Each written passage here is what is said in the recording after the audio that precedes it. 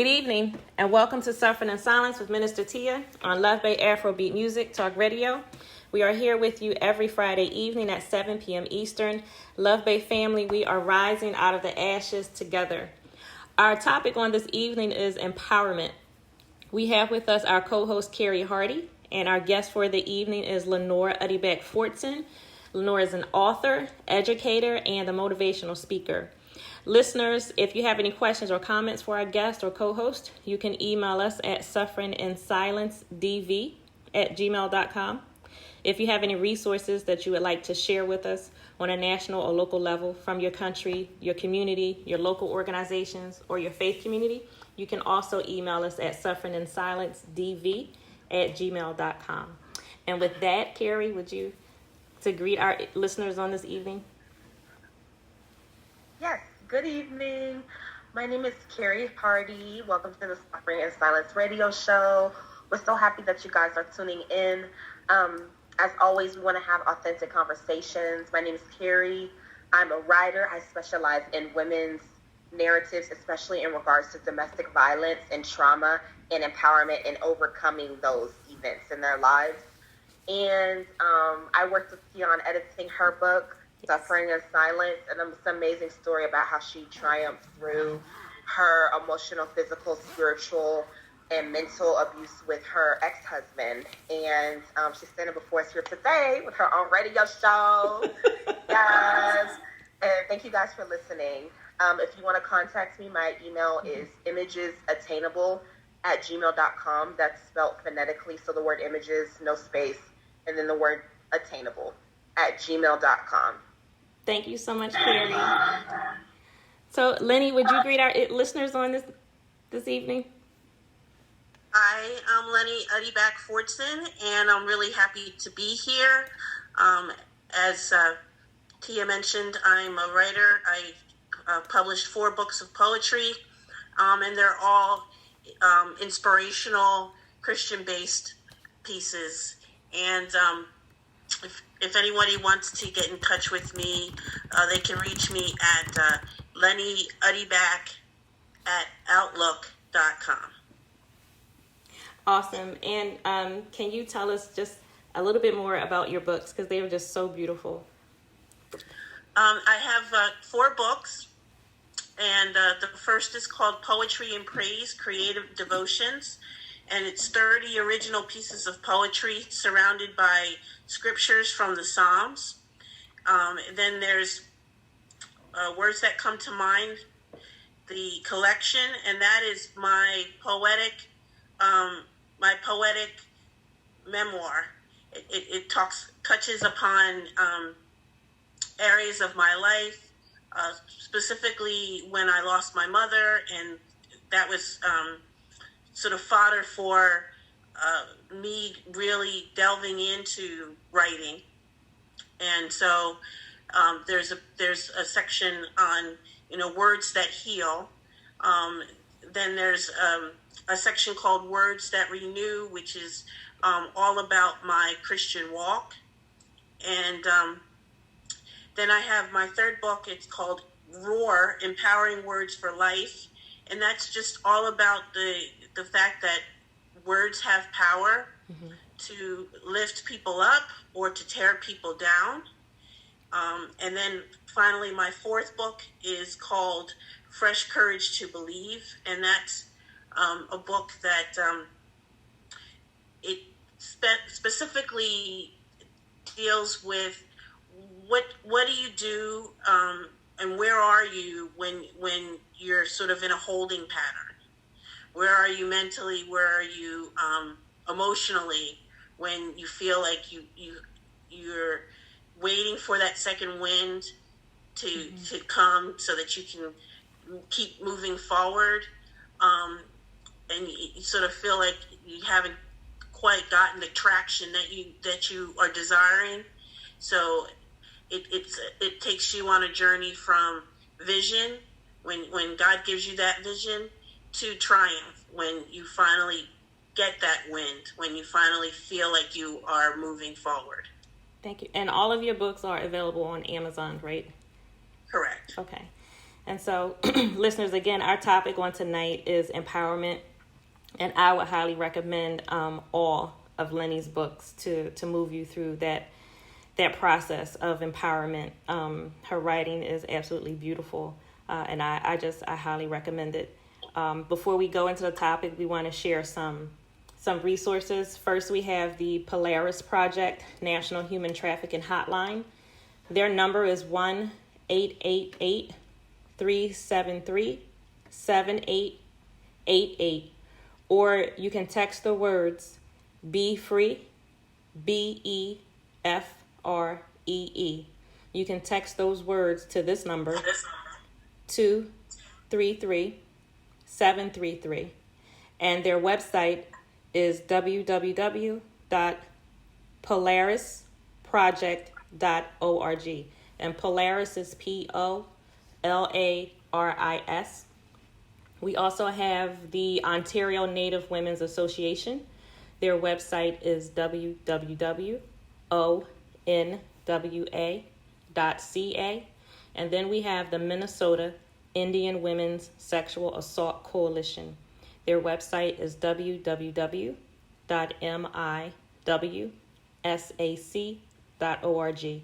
And their phone number is 1-877-995-4800. So going into our topic for this evening, empowerment. My first question to you, Lenny, and you, Carrie, also, I would ask first simply, what does empowerment look like? Well, empowerment to me is when you are given the authority or the power itself to someone or to something, or it's the process of becoming stronger and more confident in controlling one's life and claiming one's rights. So it's like giving yourself or giving someone else permission to do something, and then also taking control, taking the power that has been given to you and doing something with it. Mm-hmm. Carrie, your thoughts? Okay, so empowerment to me, it can mean a lot of different things. I think that's really multifaceted. But for the purpose of this show, just connecting it directly back to women in situations of abuse or constrainment or anything like that, I think it's being able to, empowerment to me is being able to, having the space and the freedom to be true to yourself, mm-hmm. and to be able to honor yourself. Because every time we have to smile when basically we feel disrespected or dishonored, or say it's okay, or say it's up to you, that is a dishonorment to womanhood. So to me, empowerment is being able to speak up and say, hey, I don't like that. I don't want to do that. I feel, because a lot of times in relationships, especially relationships that are abusive, women aren't able to express their feelings. They're not able to truly speak about how they feel, even if it's something to do with their own bodies or something that they've experienced themselves. I've seen it where women are speaking on their experiences and their partner will tell them, no, this is what happened. No, this is how you actually felt. Like, whoa. Yeah. So to me, empowerment is being able to be true to yourself, being able to express your authentic self without fear of repercussion, abuse, or something bad happening in the future. Yeah, it definitely is rooted in self-awareness, and self-acknowledgement, acknowledging who you are and where you are at any moment, and what you believe to be your truth, and speaking on that truth and not being afraid. Yes. So, well, it's funny because before we set up to do the program on tonight, I was just in a conversation with a friend. And so, Carrie, when you said expressing your authentic self, you just reminded me of me in that conversation. Because, it was a conversation where, I expressed my viewpoint, this person expressed their viewpoint, but there was nothing holding me back. It was a free conversation. And I can pinpoint exact moments where, I was not able to have a free conversation, in my life. Because, Carrie, as you said before, there were things that I was saying previously, at a time, being in the domestic violence situation. I was saying things because I had to say them.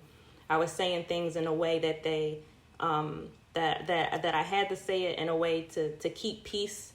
Though, I wasn't feeling it, or I didn't believe it, or, it was like I just wanted to, get past the moment. I was doing what I needed to do just to survive in that moment, even in something as simple as a conversation. Or there are other moments, I would speak, I would express my mind or my opinion, and someone would literally say to me, well, you can't say it that way. You have to say it this way. Like, literally would try to change my words to make me speak the way that they wanted me to speak. So I agree, expressing your authentic self, and self-awareness, it is empowerment. It really is. And I'm not talking about just saying whatever you want to say out of your mouth, regardless of what it is, and just hurting people's feelings and being rude or anything like that. No, but just really being able to just express the thought that you are thinking. Or even in sometimes, just if you don't have anything to say, just don't say anything. Being able within yourself to know, if I want to be silent right now, I'm silent because I don't have anything to say. And, I don't feel like making something up, to entertain the room or this person right now. Exactly. Yeah. I think that makes a great point, because I noticed that a lot of times in relationships where there's a power imbalance, even if it's not, well, to me, if the person is acting unfairly on that power imbalance, that's abuse. Yeah. And so being in situations where you may not necessarily want to talk to the person, you're riding in the car with them, and you don't want to talk to them because they just disrespected you earlier, or they did something to upset you. You don't want to talk. And they're like trying to make you talk to them. They're like, talk to me. Yeah. I don't want to talk to you. So, like, I think that's awesome, because silence can be another form of self-empowerment. And I didn't even think of that. I think that's an amazing point. Yes. I think another point would be defining yourself, and not allowing others to put labels on you, but to define yourself for yourself, so that no one else has ownership of your narrative. And if you would, I would like to just share one of my pieces that speaks to that. Yes. It's called Battle Cry. I refuse to wither or lie limp, laden by a label that does not define me. This is my fight, and soon I'll be armed and ready to fully engage. Look past this fragile facade. See the warrior stained with blood and sweat, rubbed raw by the grit of determined rage. Search below and feel the depth of my strength, unearthed by a flood of my tears, springing from indelible scars, evidence of hurt that did not defeat me. So I think if you allow others to speak for you, to define you for you, then you give up a little bit of the power that language holds. Language can be very powerful, and so if you take control of your language to define who you are, I think that's also empowerment. Yes.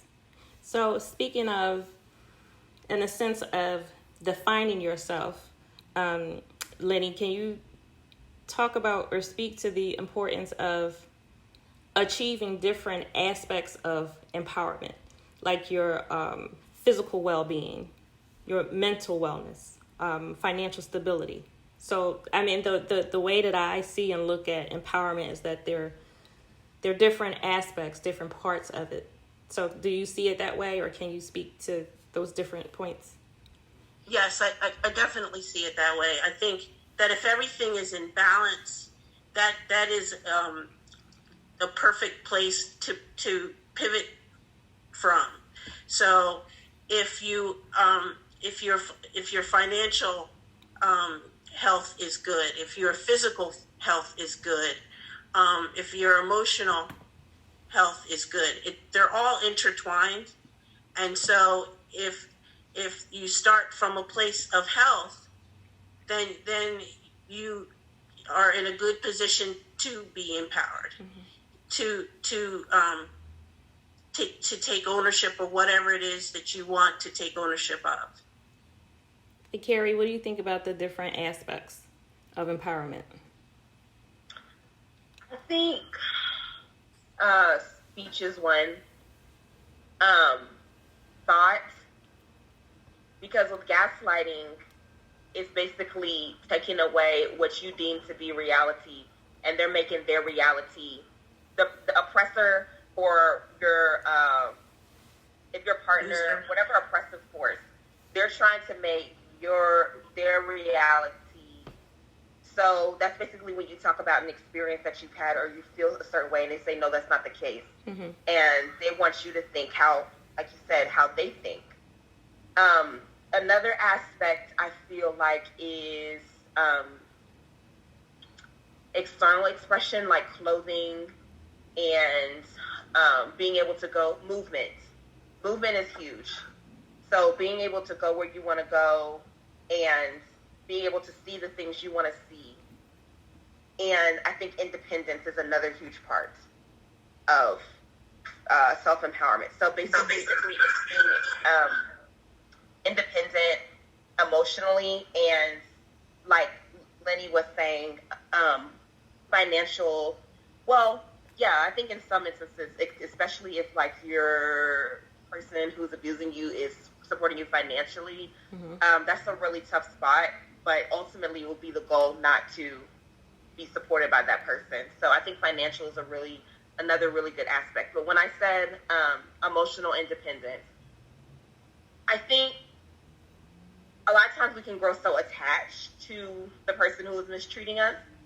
And when you come to that moment that's like, I don't want you, and you mean it, that is self-empowerment. Like when someone is abusing you, especially if it's a romantic partner, and you're like, I don't want you, no, I don't want to go upstairs, I want to leave. Like, I don't want you anymore. I feel like that moment, when you come to that moment, that is really empowering because you no longer feel like you're constantly having to go back to that person. And I feel like that's fear is another huge aspect. But I feel like when that person has your soul or has your heart, it makes you so vulnerable, because we are human. And I don't think women should be ashamed for feeling in love for who their husbands were, who that person used to be, and still being in love with that. You shouldn't feel ashamed, and we as women shouldn't put other women down for that. Oh, girl, you still want that man? Like he put his hands on you. You still want that man? Oh my gosh, like that is horrible. Like we shouldn't put women down like that because people go through a lot of things with others, emotionally, journey-wise, life, and so they hold on to that. And if maybe that's all that person has, then yeah, it will be hard to break free. But I think that moment where you can get to that moment and when you no longer want that person anymore is another huge aspect of empowerment because it's a huge place to get to. It's like climbing up this huge mountain, especially if you were once deeply in love with this person and they turn on you. That's another thing. The spiritual death of a person is so hard when that person, it's like when the person was evil and abusive the whole time, it's like when that person turns on you, when there's like a spiritual death in the partner, that's so hard because you're grieving at the same time. So you have to get to that place where you're accepting who the person is now and you're like, I'm out. I think that that's a huge part of empowerment. Oh, it absolutely is. Getting to that point to make a decision for yourself.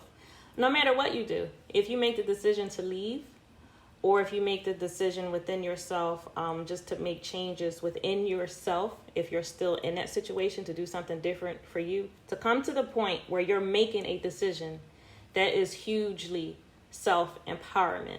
You're doing something for yourself.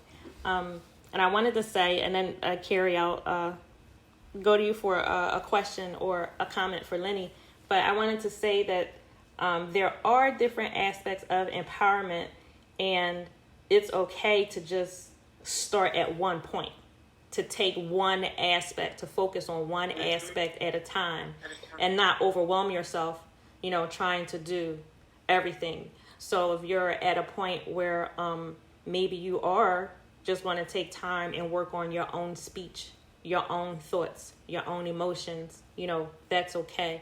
Or you may be at a point where, you want to work on your finances and do what you can do to put yourself in a different financial situation, clean up credit, clean up debt, save money, whatever it is. Or it may be you want to do something different physically. Maybe you start working out, start going to the gym, or start walking or running on your own. Maybe you start eating differently.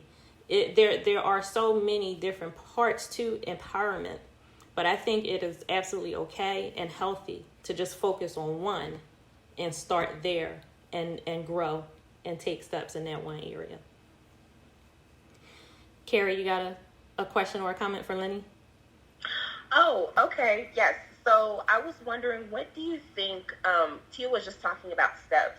What do you think could be one of the first steps maybe a woman could take to embark on her journey of self-empowerment? Well, I think along that line, I think I talked about self-awareness before, but self-awareness from the standpoint of what really makes you you. And I think a really good way to discover that is to tap into your own creativity. Because one, when you're being creative, it definitely it has a healing power. But it also helps you discover the things that you are good at, and that you enjoy. And when you can tap into that joy, that feeds you, in reverse, so that in itself can be an empowering thing. So I think, finding some type of creative something, it could be journaling. It could be, painting. It could be even just reading, taking in the books that you enjoy and feeding that creative part of your soul. I think that is a huge part of really discovering who you are. Or it could be discovering who you are or rediscovering who you are, because you might have had to squash that aspect of yourself for so long, so that when you tap back into it, it awakens something from inside, that can be empowering itself. I think that's awesome, because a lot of times in situations where the relationship is oppressive and you've been in it for a long time, or maybe you were in this relationship during your formative years, say it's a parent or an older sibling, when you break free, it's like you realize, oh my gosh, like I barely even know how to think anymore. And it's not like you're stupid. No, you're not stupid.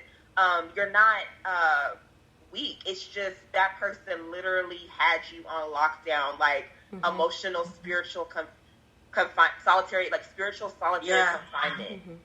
So when you get out in the world and there's all this stimuli and you don't have this person constantly owning your brain, it's like, oh my gosh, I have to literally learn how to think again. It's like learning how to walk again when you were not able to walk. So yeah, I think that's awesome. I actually really do think that's awesome. Like creativity, I think that's a great thing. Like reading, storyboarding, not storyboarding. What's it called? Vision boarding. Vision boarding, yeah. Mm-hmm. Yeah. Vision boarding, drawing, sewing. So hobbies. I think that is a great idea. Like taking it step by step. Like, oh, I like this, and then you can build on it. Yeah, I think another important step is introducing self-care into your regular routine. And self-care can take any number of, it can show up in any number of ways. So, it could be, just getting up and going out for a walk, every day, or, taking a bath, taking a bubble bath, just ways that, loving on yourself. I think that that's important. Showing yourself love, because, you might have been devoid of that love for such a long period of time. So you're sort of craving the affection, but and that affection should start with you, in terms of how you talk how you talk to yourself, and the different things that you do to show yourself love. I think that's another important element to empowerment. Yes. Well, Luv Bay, we want to welcome you again to Suffering in Silence with Minister Tia on Luv Bay Afrobeat Music Talk Radio. We are here with you every Friday evening at 7 p.m. Eastern, with a replay on Tuesdays at 1 p.m. and 7 p.m. Eastern, also Thursday and Friday at 1 p.m. Eastern. And Luv Bay, we are rising out of the ashes together. I want to share a couple more resources, actually a few more. Pennsylvania Coalition Against Rape, PCAR. Their website is www.pcar.org.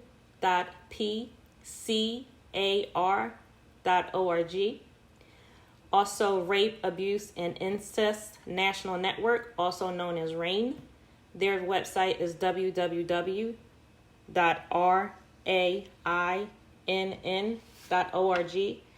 And then we have the National Sexual Violence Resource Center. Their website is www.nsvrc.org.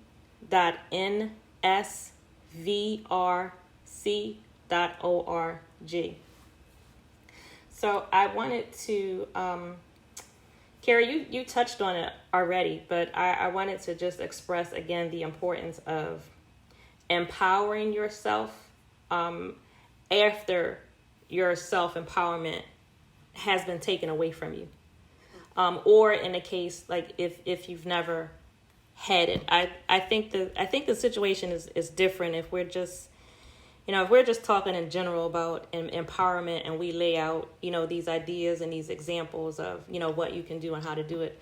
I think it's one thing if you're just in a normal situation and you're just doing it, you're going about your everyday life and you just want to improve upon yourself. I think that's one instance. But then I think it's different, when we're dealing with, if we're talking about domestic violence, where you once were that empowered person, but it was taken away from you, or if you, for whatever reason in your life, if you never felt that empowerment within yourself.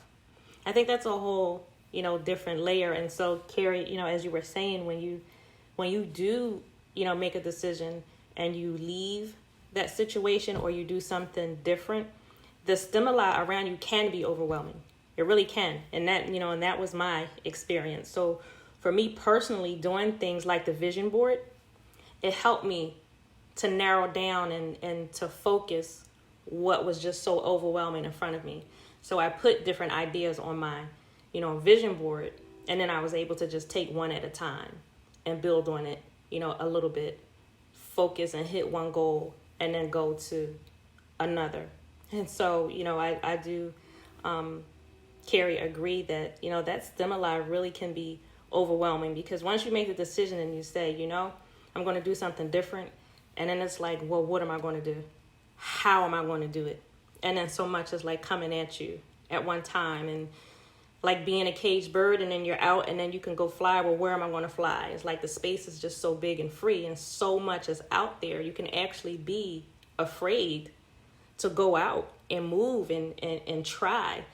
Just the fact that you can do it, the fact that you now can speak, that can be terrifying for some people. Now you're in a room and you don't have to be quiet. Now you can speak your thoughts, and there's a fear, of doing it. So again, I would say take, a little bit at a time, and move forward. But that is a real thing, also. Lenny, you were going to say something? I was going to say, do you think that the fear, is it the fear of not knowing your thoughts concretely, or is it the fear of hearing them, hearing yourself utter your thoughts out loud? I think it was a mixture of both. I think for me, first it was the fear of, what am I going to do? Now that I have, this freedom, like, what am I going to make my freedom look like? What am I going to do with it? And then when I started to narrow down things that, I wanted to do, I was afraid to do it, even though I could. It was like it was in front of me, but now I'm afraid. I've run marathons. And so, half marathons, I like to run, but me starting a process of running, that was fearful for me.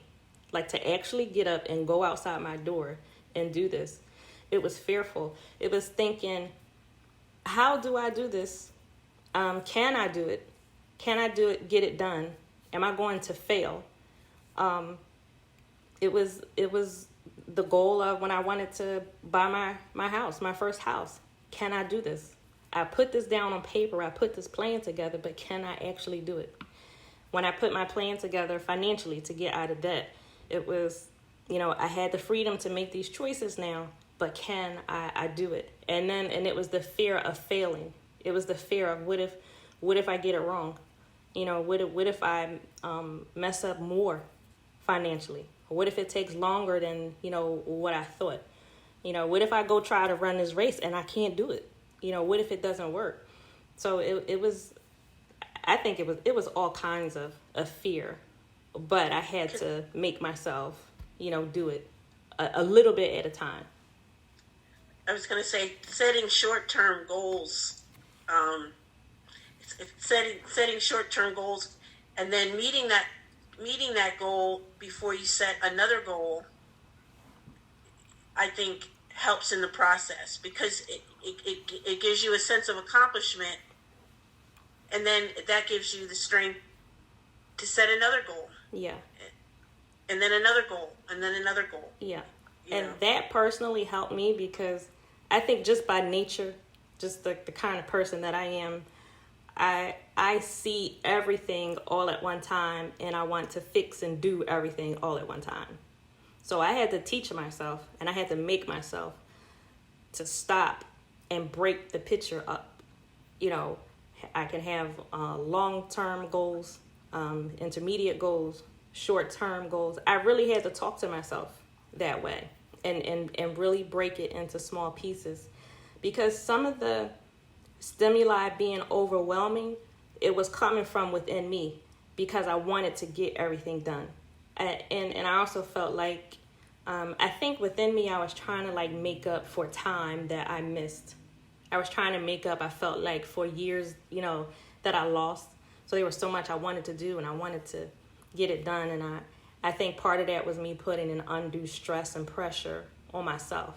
But going back to the drawing board and breaking it into small pieces is something that really helped me, and to see the small goals getting accomplished and then moving on to the next one, that helped me. And another thing that I had to do was not compare myself and my situation to someone else's. Because I could always look and see, somebody else is further, somebody else has more, somebody else is doing this, and, I really want to do that, but I can't. I really had to focus on me, and I had to be nice to myself. I had to give myself some breathing room. These things happen. I'm working on it now, and just take it from there and go for it. I was a lot harder on myself than I would have been on another person. I think we're always harder on ourselves, regardless of the circumstances that we find ourselves in, or the situation that we find ourselves in. We always, I think, put more pressure on ourselves than on anybody else. Yeah. Have those higher expectations. Yeah. So I would ask you now, Lenny, how can you, or how would you suggest a person be able to empower themselves when they can't make a physical change around them? For instance, I vividly remember being in a house with my ex-husband, and I mean, he would be ranting and raving, and just within myself, within my own mind, he would be saying one thing, but I would be saying something else to myself. It's like I couldn't verbalize it. I couldn't speak the words, out loud, because, the situation just would have, it just would have been a lot worse than what it was. But can you speak to that, to ways that a person can empower themselves if they're in a situation where they can't make outward physical changes? Yeah, I was going to say that the whole idea of using self-talk, and being very mindful in terms of how you address yourself internally. If you're not in a situation where you can speak it outwardly, it's important to speak inwardly. Finding a scripture, finding a quote, even a word that gives you some type of comfort and empowerment, and just speaking that word over your life. So every year I choose, a word that basically defines my goals for the year. And throughout that year, I have to often just keep saying that word as a reminder of what I am planning to do. So I think if self-talk is so important, if you're speaking negatively to yourself, that's what's going to resonate. But if you have a positive word, a positive quote, scripture, and you ruminate on those things over and over and over again, so that when the negativity comes in, it's like, do you know that game, that whack-a-mole? Yeah. It's like, if something negative enters your mind, you whack it with the positive soft talk that you have embraced. Yeah. As well. Something that I started doing at work, my job, we have to change our password every, I don't know, I want to say 60 or 70 days or something like that. Just for security issues, we have to constantly change our password. And it was just so annoying to me. But I started making my password something positive. So every time I log into my computer, it's like I'm speaking that positive message or word to myself every time I log in, however many times I need to log in, throughout the day. And then I made, when I changed my password on my computer, I changed my password everywhere else, whatever pertains to work. So I'm logging in with the same password. So I'm giving myself that same positive message, several times. throughout the day. So that, that's something that, I started doing just to speak to myself. Nobody knows what my password is, but it really is a special message that I'm giving to me, right. Several times in the day. So yeah, that positive speaking is awesome. Yeah, I think the use of language, it's so powerful,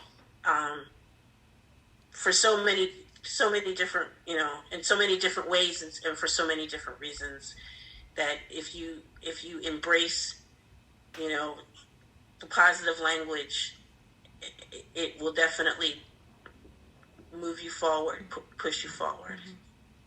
Carrie, do you have a question or a comment? Positive thinking, I think that's great. I think some people may not be able to think positively because something is going on physically with the brain. Mm-hmm. And if you need medicine, that's okay. Okay. Yeah. Don't be, oh my gosh, this man put me on Prozac. No, don't do that. Because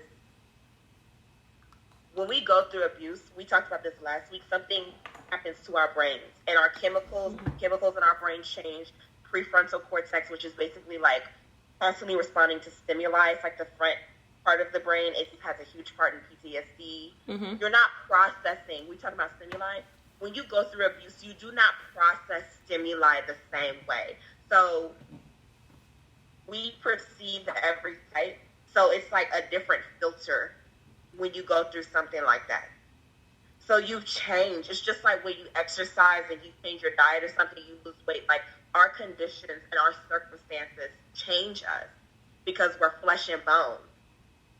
Okay? Mm-hmm.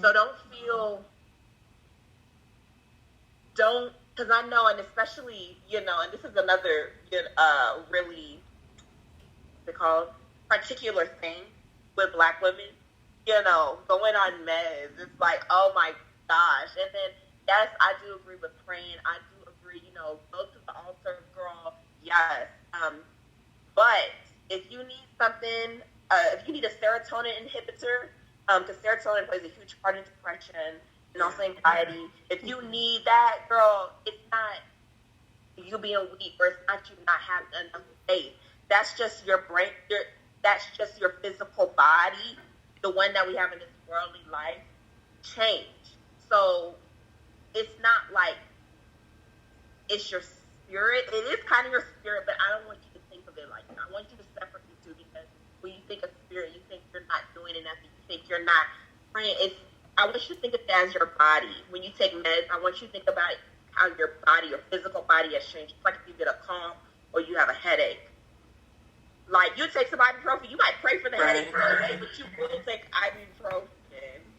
There was loud music, there was loud noise, right? Right. Yeah. Right? So you're going to take the ibuprofen. It's the same thing with, like, meds. If you find that you're not able to think positively, that's a red flag. Like, if you can't pull thoughts that are like positive mindset, because all you have are negative thoughts. That's all you have. So you can't pull positivity from it. It might be time to talk to somebody, just because you don't want that to, start spiraling down. So exactly. That's a red flag if all you have are negative thoughts. You know what I'm saying? You might want to talk to someone, and that's okay. And if you can't control it, because sometimes all we have are negative thoughts, but if you can't control it at all, like, it might be time to talk to someone, and that's okay. Yeah, and that's a really good point. Mm-hmm. Because if you can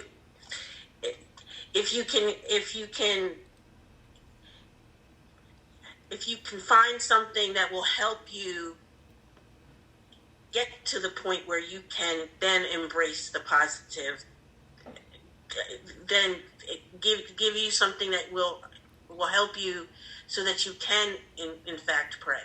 Because I agree that when you're going through something, sometimes you might want to pray, but you can't find it in yourself to even utter the words. So sometimes having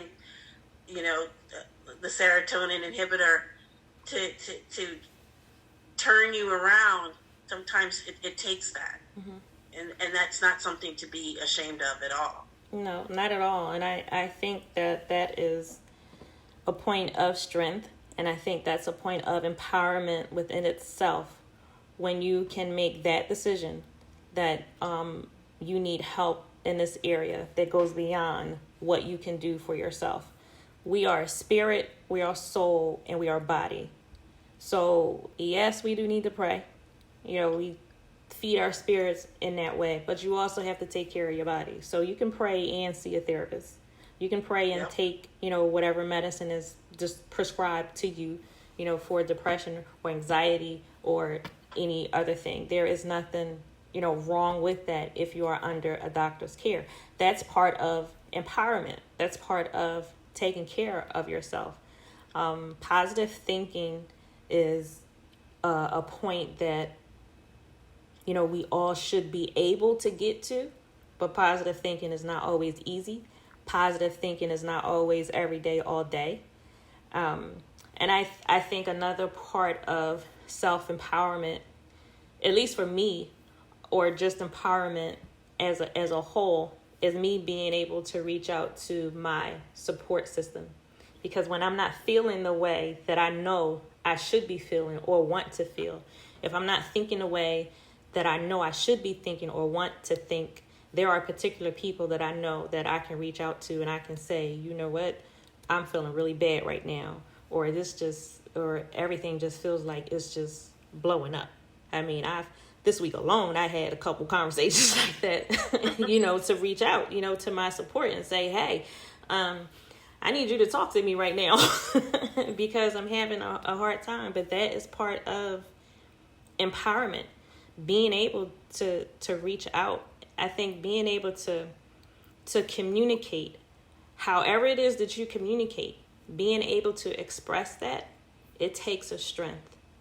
And whatever you need to get to that point of empowerment, I agree with you, Carrie. There is nothing that you should be ashamed of. There is nothing that you should be afraid of. Even if there is a person that has caused and done damage to you, and if you look back in your mind and in your heart, and if you still have feelings for that person or that situation, you still have, love in that direction, it's okay. Nothing is wrong with that. But you just take care of you and don't fall under other people's judgment and accusations.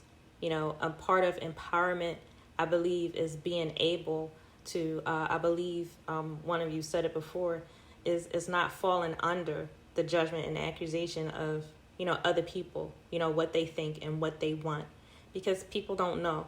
It's really easy to look at someone and think that you have the answers for them in their situation, but you can look at me today and you have no idea what it is that I'm thinking and feeling on the inside. And I can say whatever I want to say to you, but that doesn't mean that I'm actually expressing what is truly in my heart and mind. So part of empowerment, yes, you do what you need to take care of yourself in every aspect, spirit, soul, and body. So, Lenny, did you want to say something else? No, I agree with you in terms of it's whatever you need in terms of self-care. That's what you need to give yourself, and also recognize that, acknowledge that when where you are at any given moment of the day. I mean, or because I think also part of empowerment is recognizing, that you feel weak. Yeah. And that's okay. That you just need to acknowledge where you are, because you can't move forward without being aware of where you are at that moment. Yes. And again, being able to say that I am weak, or I feel weak, or I need help, it takes strength to do that. It really does. And I just want to, emphasize again that just like we have our own individual healing processes, empowerment is a part of that healing process. And there is no time frame on your own individual healing process. So it's not like a race against the clock. So like when I put all those goals in front of me of what I wanted to do, there was no clock or nothing that said, an unwritten rule, I have to get all of this done all at one time right now. So I just wanted to emphasize again that you start where you are, and you start with whichever aspect is in front of you that you feel you need to or you want to deal with first. And then you have those goals and you break it into pieces and you move from one piece to another. So again, there's not a specific time frame. There's not a race against the clock.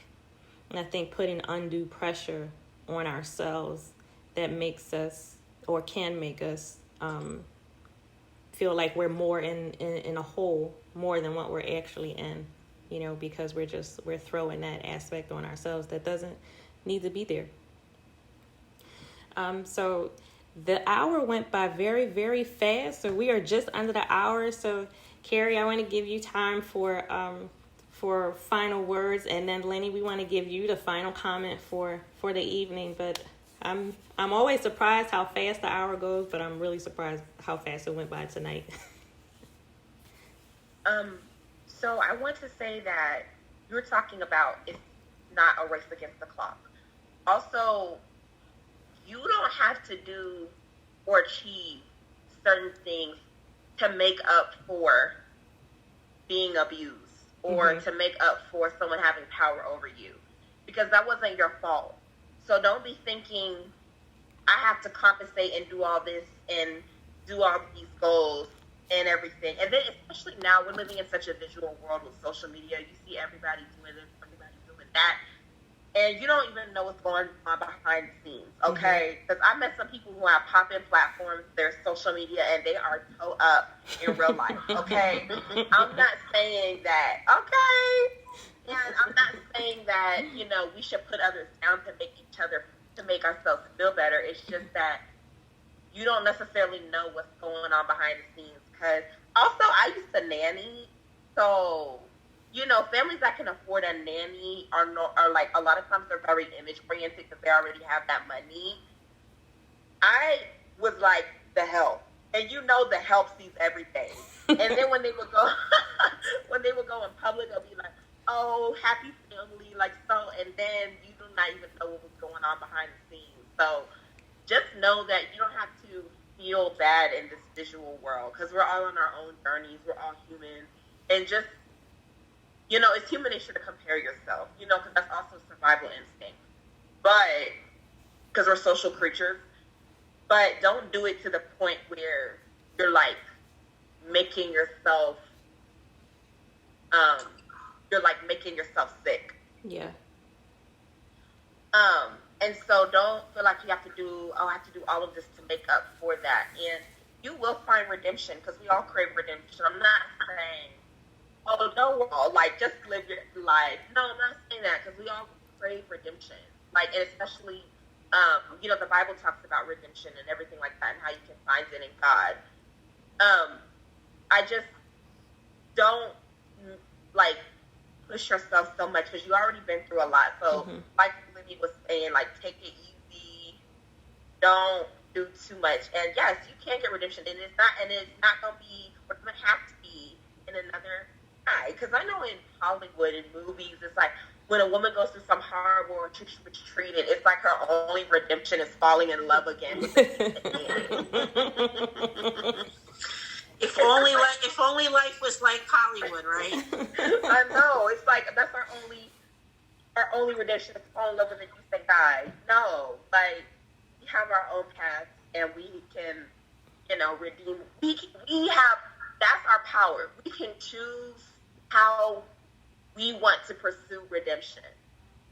we have the power to choose how we want to pursue redemption. Not how society tells us we should, how our ex, our mama, our daddy, sisters, friends are telling us we should pursue redemption. Girl, you should write a book. And Tia wrote a book, and it was amazing. But you don't have to do that if that's not what redemption is to you. You know what I'm saying? Exactly. So yeah, that's what I have to say. So, Lenny, you want to close us out for the evening? Sure. I just wanted to go back over the different points. That language is really important, and how you speak to yourself is extremely important. But self-acknowledgement, acknowledging where you are at any moment, and being really honest with yourself, because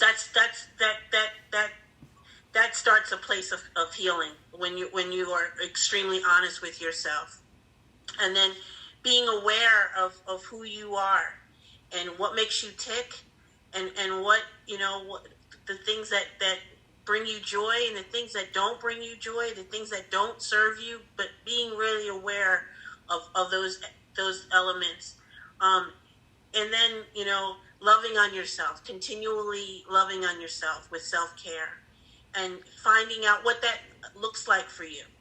It could be, like I said, taking a walk every day, looking up at the sky. For me, it's looking up at the sky and seeing the wonders of the swirls of different colors that fill the different areas of the sky. Whatever it is, take that in on a regular basis and love on yourself, because those things are going to put you in better position to move forward and to be empowered. Thank you so much.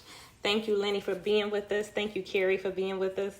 Luv Bay, if you want to catch up on previous episodes from the program, you can join or log onto our YouTube channel, Suffering in Silence DV. We want to thank you for joining Suffering in Silence with Minister Tia. We are here with you on Luv Bay Afrobeat Music Talk Radio every Friday at 7 p.m. Eastern. Luv Bay family, we are continuing to rise out of the ashes together. Good evening.